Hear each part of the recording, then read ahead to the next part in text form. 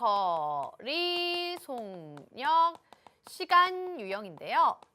자, 일단 거리, 속력, 시간으로 들어오면요. 여러분이 제일 먼저 생각해야 하는 것이 그렇죠. 거리, 속력, 시간과 관련된 공식을 좀 생각을 해주셔야 되겠죠. 자, 선생님이 얘기할 때는요. 바로 이렇게 마우스를 그려주고 거참 속이 시원하다라고 해서 자, 거리는 시간 곱하기 속력이다. 그죠? 자, 이렇게 둘이 곱했고요. 속력은 시간 분의 거리다. 속력은 시간분의 거리를 또 시간은요. 속력분의 거리로 나타낼 수 있다라고 했었죠. 자, 기본적인 공식을 기억을 했으면 이 공식을 가지고요. 식을 세워볼 수가 있는데 가장 대표적인 유형은요. 5가지가 있습니다. 자, 유형은 첫 번째로요. 중간에 속력이 바뀌는 유형이 있어요. 중간에 속력이 바뀌는 유형. 자, 예를 들면요. 바로 이런 겁니다. 어떠한 거리를 가는데 집에서부터 할머니 집까지 가요? 근데 막 걸어가다가 뛰어갔어요. 또는 버스 타다가 자전거 탔어요.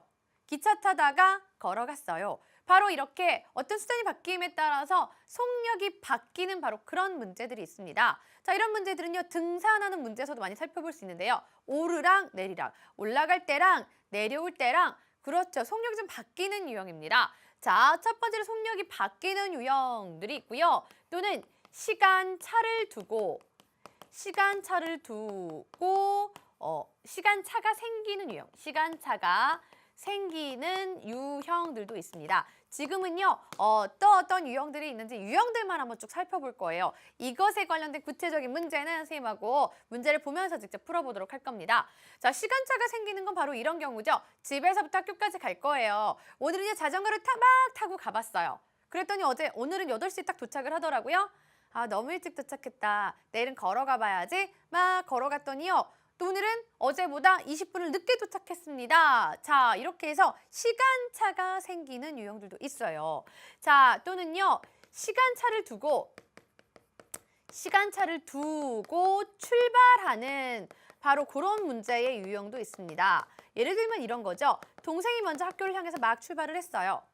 자, 동생은 열심히 갔습니다. 15분 동안 갔어요. 근데 계속해서 가고 있습니다. 형은 가만히 있다가요. 동생보다 더 빠른 속도로 동생이 출발한 지 15분 후에 뒤늦겠지만 더 빠른 속도로 막 따라가서 동생을 짠! 하고 만났습니다. 자, 이렇게 시간차를 두고 출발하는 유형들도 있어요.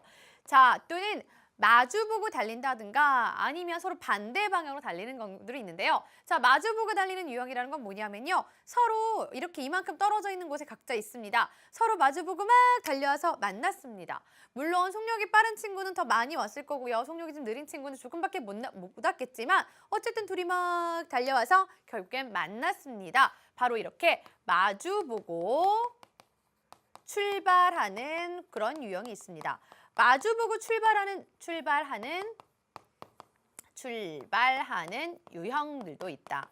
자, 마주보고 출발하는 유형 중에서는요. 직선거리를 서로 마주보고 이렇게 만나는 게 있는가 하면 또는 원의 둘레, 트랙이라든가 호수 둘레라든가 운동장 둘레라든가 바로 이런 것을요. 서로 반대 방향으로 돌다가 만날 때도 있어요. 그죠? 바로 그런 것들도 직선거리를 마주보고 달릴 때나 원의 둘레를 서로 반대 방향으로 돌려서 만날 때나 같은 유형이라고 생각해 주셔도 좋습니다. 이 2가지 유형이 왜 같은 유형인지도 조금 이따 문제를 풀어보도록 할 거예요.